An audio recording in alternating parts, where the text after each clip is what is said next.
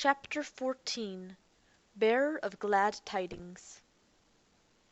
When he heard Axonius announce the favorable results of the unanimous vote, Sinapo immediately took flight, circling up and up into the calm sky, matching that calmness with the cold detachment he had induced in himself as Sarko was speaking.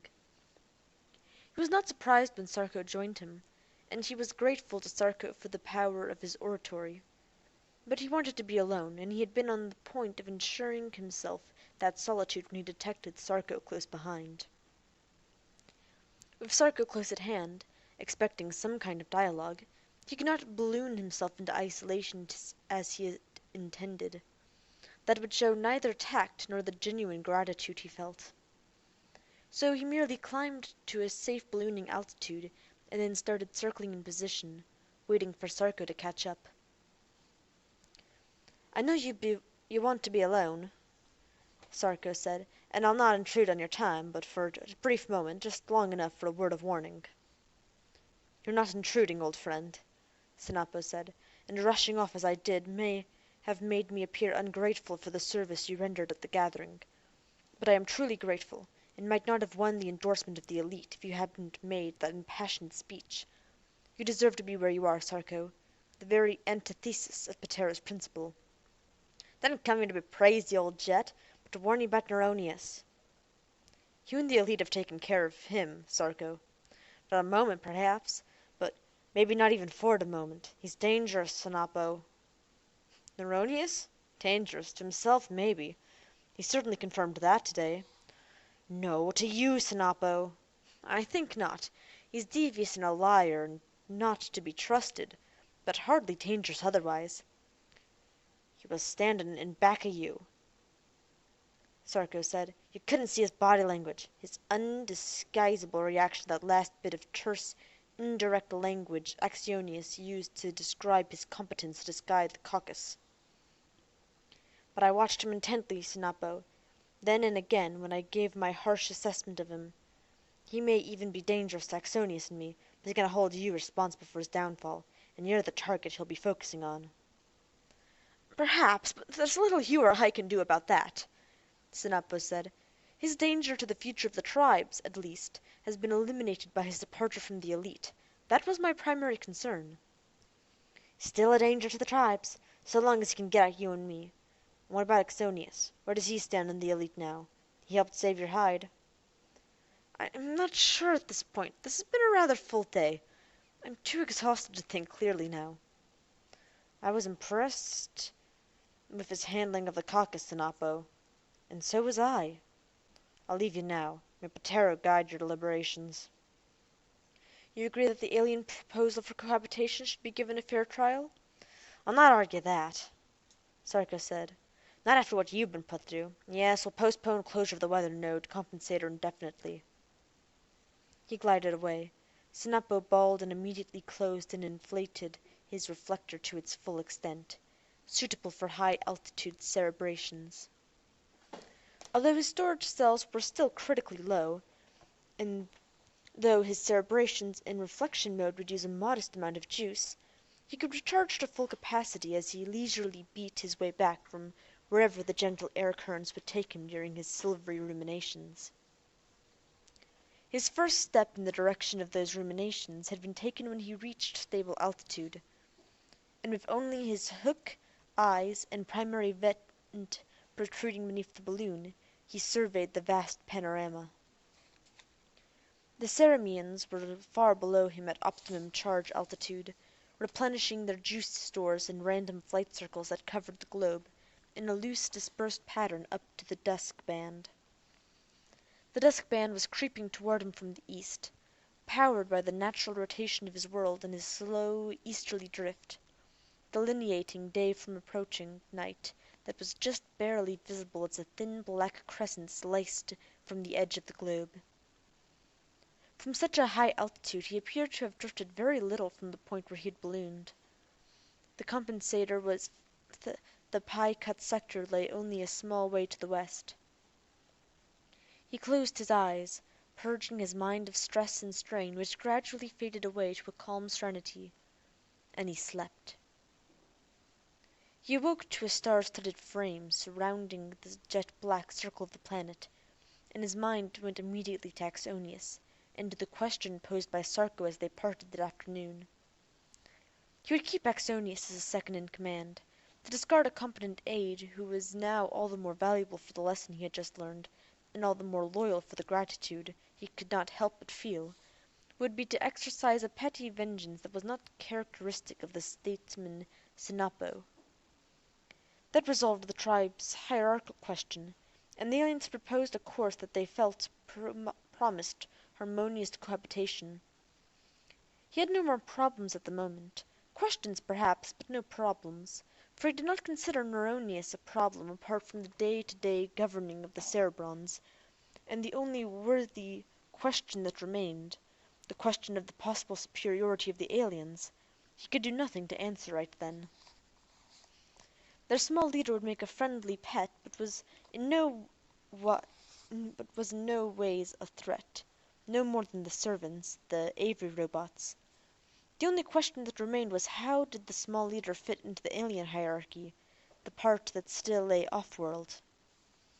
He could do nothing to answer that question now.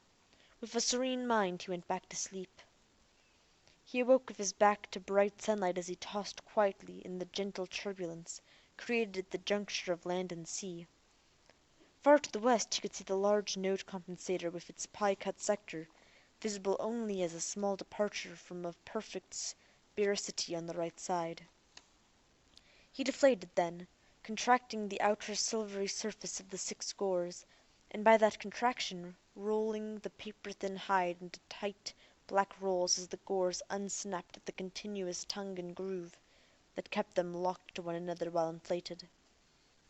The fluttering of the hide as he dropped through the thin air of the stratosphere was no competition for the powerful pull of the thin layer of smooth muscle that lay just below the silvery surface. Soon all that was left of the balloon was a 6-segmented collar, visible only as a small bump in the black silhouette. The ocean was still far below when he spread his wings at optimum charge altitude and started flapping with powerful strokes toward the compensator. Despite the night's metabolic cleansing, the destruction and purging of waste products that constitutes rest, he felt stale and overworked. He missed that fresh sod of juice he'd become accustomed to during the construction of the compensator, when he dipped his cold junction into the icy water of the brook upon deflating in the early morning. That was the only aspect of Sarko's normal Meustrian routine that he would like to adopt as a permanent part of the Cerebron daily regimen. The nomadic Cerebrons were never in one place long enough to find the icy brooks hidden in the forests scattered over their globe. As he stroked west, his thoughts returned to Sarko's warning the previous afternoon concerning the danger posed by his deposed lieutenant, Neronius.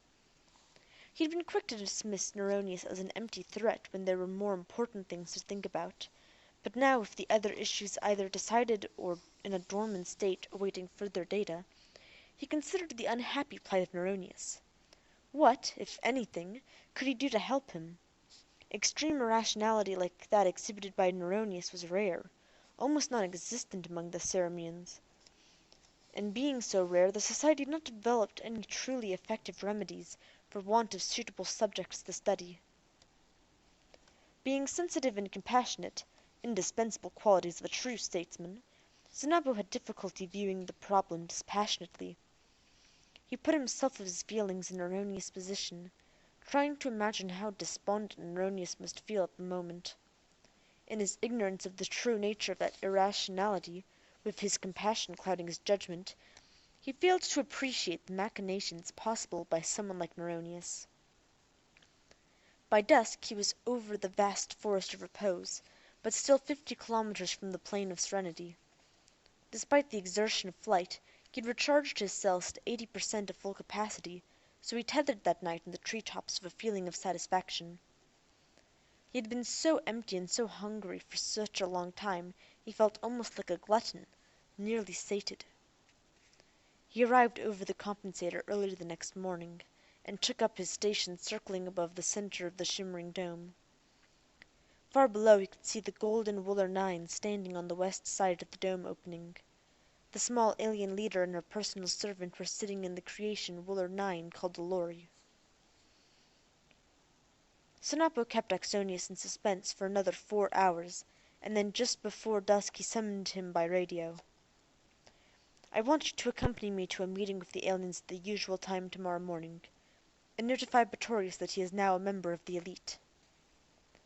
Saying nothing more, Sinapo dropped a tether for the night in the Forest of Repose. And that was how Axonius learned of his promotion, and who would be the lucky cerebron to come in at the bottom in the moves that would bump Neronius from the top. The next morning, Sinapo was standing on the west side of the opening in the compensator, with Axonius on his right, facing the small alien and her servant, the robot Jacob Winterson. "My government has reconsidered your proposal for cohabitation of our planet, Miss Ariel Welsh," Sinapo said, opening the discussion, "and I am pleased to report that they have reversed the position taken by our representatives during the last meeting with you." "That is good news indeed," the alien replied. "The dome will remain open then, so we may use it as a communications and transportation base?" "If that is what you wish. What else is involved in this new proposal?" "The Avery robots, like Bullard there, must be reprogrammed. That is no small undertaking. However, a task force I have summoned for the purpose will arrive late this afternoon." "I would like to meet with you and the leader of that task force tomorrow at this time," Sinapo said. "For what purpose?" the small alien asked. "I doubt that he would be able to contribute anything of significance to our negotiations." "For the purpose of planning our mutual interaction in implementing your proposal and establishing a timetable for its completion. My Cerebrons are a nomadic tribe, anxious to be on the wing again. We have already stayed far longer at this Muestrian compensator than we find comfortable. If you can assure me that you are familiar with the details of pre-programming the Avery robots, then, of course, the presence of the other leader would not be required, but you led me to believe otherwise." "Very well," the small alien said. "We shall meet with you tomorrow morning." Good, Sinapo thought. That meeting should show who is dominant, the he leader or the she leader, and should also resolve once and for all which species is superior, the Ceremians or the aliens. He would like to think that it would make little difference in how the Ceremians treated the aliens, but he knew otherwise. He knew it would make a big difference, even to him, a statesman.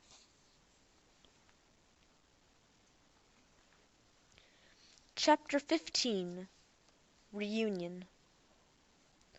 Woolruff brought her hyperspace jumper, Cereborides, down a half-kilometer from the forest and a full kilometer from the line of robots in their vehicles streaming across the plain toward Oysterworld's robot city. They had hardly touched down before a lorry started from the city across the deep golden grass, laying a trail on the prairie that pointed toward the Cereborides like an elongated arrow. Woolruff traveled light. She had stowed everything she needed in one small bag slung around Silverside's neck. The two of them were sitting at the top of the access ramp, from which they could look out over the tall waving grass and watch the approaching lorry. Stepping carefully between them, Mandelbrot had unloaded Derek's gear from the ship by the time the lorry arrived. But Silverside could clearly see and distinguish the two occupants of the open lorry long before it reached the ship, since both occupants were standing up. "The one Derek calls Ariel, where is she?" Silverside asked. "The small one on your left," Woolruff replied. "Then the tall one must be the robot Jacob Winterson." "I've never met him, but I presume so," Woolruff said. "Jacob is Ariel's personal robot, and that body in the lorry certainly matches Derek's description. He looks human, but Derek said Ariel was the only human on the planet, so that's got to be Jacob." "Are the females always smaller and more delicate?" "Generally, and that's true of most animal species in the galaxy. I'm certainly smaller than my consort." "Yes, your library file told of you as female," Silverside said, "and I've considered you so without fully understanding the deeper significance which seems to exist beyond the functional reproductive purpose. Derek seems driven by many other emotions when he talks of Ariel." just as Bioris was driven by other emotions when he took the Vlatil. I don't understand. Who were they? The first beings to be created according to ancient myths. Not the first humans. That would be Adam and Eve according to the library history files. Okay, that would put it in human terms.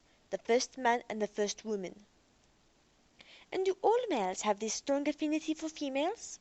Mostly. Some don't, but they are a small minority. I can understand that such a feeling is necessary to promote the reproduction of the species, but Derek's emotions seem involved with feelings far beyond simple procreation, and that is confusing beyond even the confusion, my lack of understanding of the nature of biological emotions in general. Emotions can be just as confusing to those experiencing them, Wulraf said, so your confusion is understandable and nothing to worry about. Worry? Silverside said, as though she were considering the idea for the first time. Is that an emotion? Yes. All this concern you seem to have over the sexes does seem to amount to worry, wouldn't you say? A perturbation of some sort from a mean of some sort is the only way I can express it, something which I would rather didn't continue, but which I don't seem to be able to prevent. A good description of worry, Wulraf said. Then I shall soon tabulate it in a catalogue of emotions which I shall now begin to prepare, hoping that by defining them I can come to know and recognize them as the first step in learning to control them. A worthy project which could likely drive you nuts, Wulraf said. Nuts? Forget it, it is not an emotion, but I will tell you an emotion I am feeling. Joy. It has been a year or more since I've seen Ariel, and felt the simple joy of being with her. With that, Wulraf dashed down the ramp, for the lorry had pulled up beside the pile of Derek's luggage and equipment. Ariel stepped down from the near side of the lorry as Wulraf extended herself to her full height and wrapped her arms around Ariel. Neither said anything, but both had tears in their eyes as they separated and stood looking at one another. Silverside put tears down as a possible external sign of emotion, unintentionally beginning a catalogue of associated symptoms that later, as her knowledge increased, she would identify by the term body language. You are a blessed sight after a dreary period, Wulraf said. And you are a sight for sore eyes, said Ariel. Where's Derek? We had to leave him behind on the wolf planet, Wulraf said. The look of consternation that immediately came to Ariel's face also went into Silverside's catalogue, but she could only tag it with the word lie, that she knew not to be an emotion but rather a lack of truth-telling by Wulraf. Still, she had nothing else to tag it with for the time being. And then Ariel's look changed to joy as Derek appeared on the ramp beside Silverside. You scamp, Ariel said, grinning at Wulraf. Wulraf gargled phlegm, a sound symptom Silverside had long since associated with Wulraf and her strange affinity for what Derek called humor. Ariel and Derek met in the middle of the ramp and hugged one another and pressed lips. The look of joy had to be catalogued adjacent to the emotion of joy, for Wulraf had already defined what it was they were feeling when they met once again after so long a time. The same must be true of Ariel, but joy still had no personal connection with Silverside, and so was only a word and a symptom in a file, and incomplete without Silverside's own postronic potential pattern. Worry she now understood. Joy she did not. And yet, it suddenly came to her, she too had met beings she was very close to after a period of separation, as she had when Derek, Wulraf, Mandelbrot, and she had gone on the outing in the forest, and she had gone looking for Lifecrier and the rest of the pack, and had brought them back to meet Wulraf. Seeing Lifecrier after all that time had disturbed her, and it was a disturbance that she welcomed and would seek to experience again. Her memory brought forth that old postronic potential pattern, and she knew then that she could put it in her catalogue alongside the word and the body language for the emotion joy. But those were minor things in the confusion of her thinking. It was the inexplicable nature of the biological sexes, and not in their function of reproduction, that was disturbing her most acutely that afternoon.